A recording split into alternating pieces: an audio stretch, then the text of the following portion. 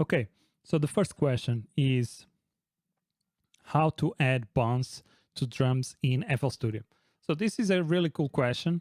And whenever you start adding bounce to your drums or to your songs, you start to get a little bit a different vibe, a different feeling for the tracks. And some styles do require more bounce than others. I would say, for instance, old school hip hop requires a lot of bounce. Jazz songs requires bounce, and maybe some house also. You can get away with trap. You don't need to add too much bounce to trap. Also EDM. I don't think EDM. You might get away without bouncing, but without bounce, not bouncing. But yeah, some styles require more bounce than others, and that's a good thing to have a better idea on how to add bounce to drums and to your entire song. So let's jump into FL Studio.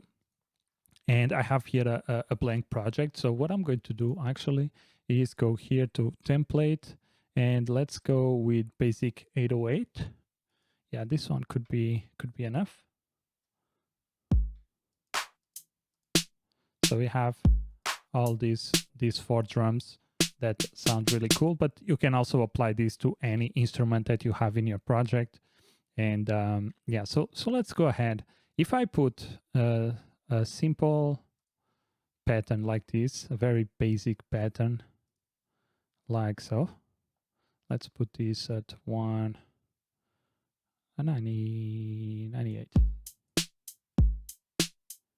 Very simple beat. Let's put that one here. Especially try to focus on these double kicks. It's kind of like tutum, tutum. Not too much bounce in these ones. One thing that we can do to help with this is the volume, adjust the volume. So if I start adjusting the volume, it sounds a little bit better. It sounds a little bit more interesting. But one way that you can add bounce to drums is with this bounce knob here. We have, or as we call it in FL Studio, they call it main swing. And let's go ahead and let's add a few more sounds here so that we can have a better understanding of what's happening when we apply swing to the drums.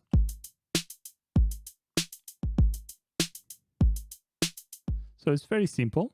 And what this will do is shift all the offbeat or all the what's the word? All the pair steps. So or even steps, all the even steps. So if this is step number 1, let me add here empty sampler. Let's add one of these. So if this is 1 step, 2, 3, and 4, and then we have 5, 6, 7, and 8, and so on. So all the even steps, this one's here, all the 1, 2, 4, 5, 6, and 8. All these even steps will be shift a little bit to the right. And the more you apply this swing, the more shift will happen. So let's go ahead and start adding some swing. Let's go very aggressive so that we can really see the difference of before and after. And let's play this now.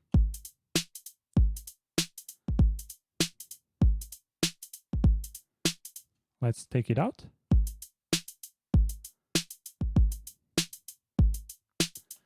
And let's put it again. Maybe a little bit less. And you can see in the kicks, it's instead of pum pum, it's more like pum pum. So it's kind of hard to explain to really show the difference. But what happens, what this is doing is basically it's just moving some of the notes a little bit to the right, or the even steps to the right. And I can exemplify that by just going here and just moving these around a little bit like so. Okay, and we can also do that with the hi-hats. So let's select the even hi-hats like so, and then we can move them all together a little bit to to the right.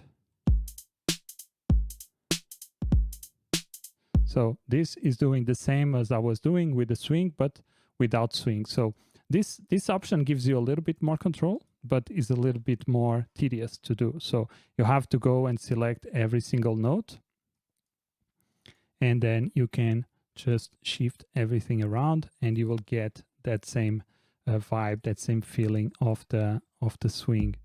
But I don't recommend to do this. I always recommend to do the swing. I think the swing is the most easy and the most economical, let's say. I don't know if that's the correct word to use in the production context, but is the most simple to use and the most effective, I would say. And of course, you can still go here and play around with the volume. That also makes a big difference.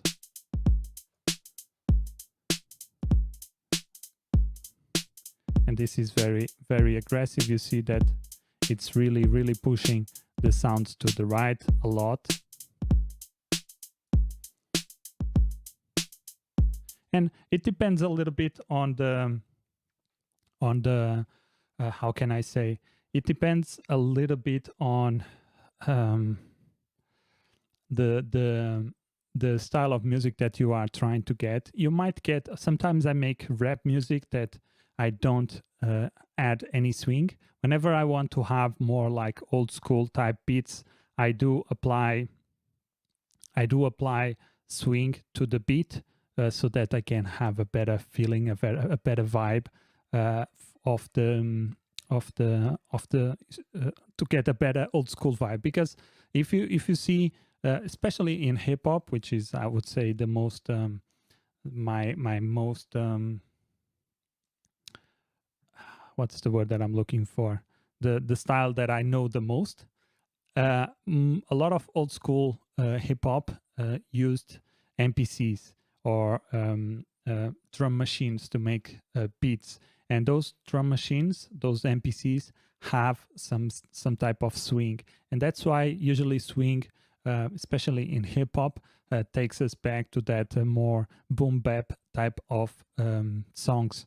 So there's always a thing here, and yeah, I would recommend to use the swing knob. You can also do this with other ways, but I think the most easy is to use the swing, and it's very easy. You just apply it, remove it, and you can have swing all over your sound. So if I go here and let's say that I add a piano, let's just do this very quickly to demonstrate that this applies to everything, not just the notes, not just let me put here. Okay. You see, I have this very, let's go octave higher, which is a little bit easier to demonstrate. If I start applying swing, you see that this applies swing all across your project, all across all of your instruments. Of course, if you bounce this to audio and then you go back and change the swing, then you will have a mismatch of swing.